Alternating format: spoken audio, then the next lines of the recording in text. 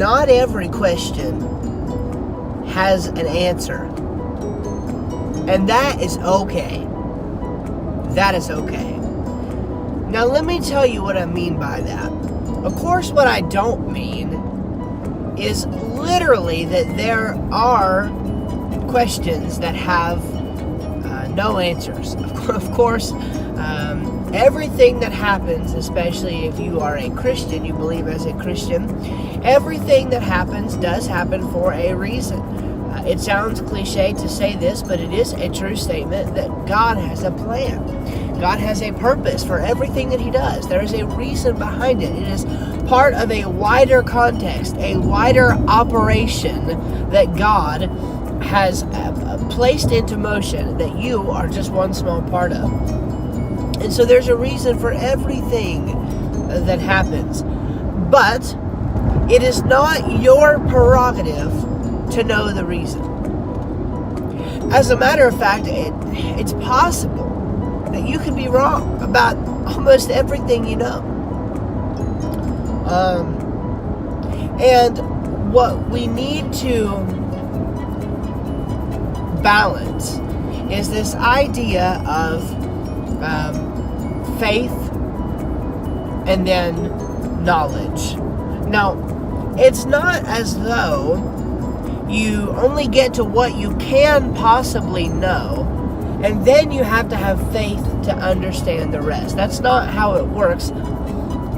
However, you can lean on your faith in times when you have a gap in knowledge. You see, it's two different things. You have faith in what you have good reason to believe is true, or that you believe to be the case. But nevertheless, there are things that you're not going to know the answers to, but because you have good reasons to believe that they're still true, then you go ahead and believe them. So it's not that there are no reasons.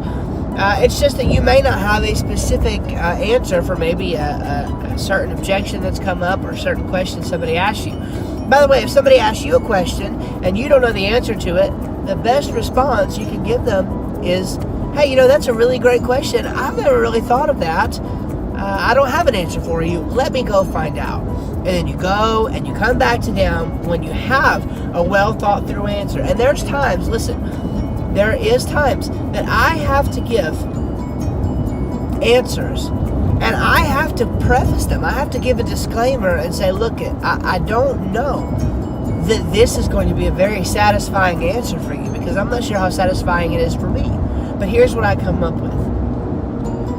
There are some things you're not going to have any answer for. There's some things you're not going to have a good answer for. There are some things, in fact, I would say the vast majority of things, that Christians are able to have solid answers for, from the realms of theology and philosophy and also science.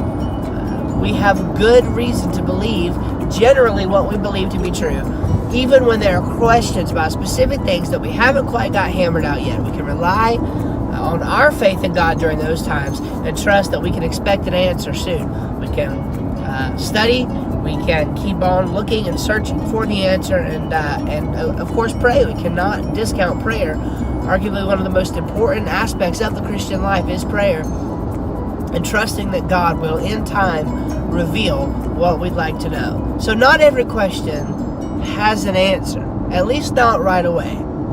All things will be known one of these days, but right now there's still much that has yet to be revealed. So let's just trust in God and remember that we do have good reason to believe what we do.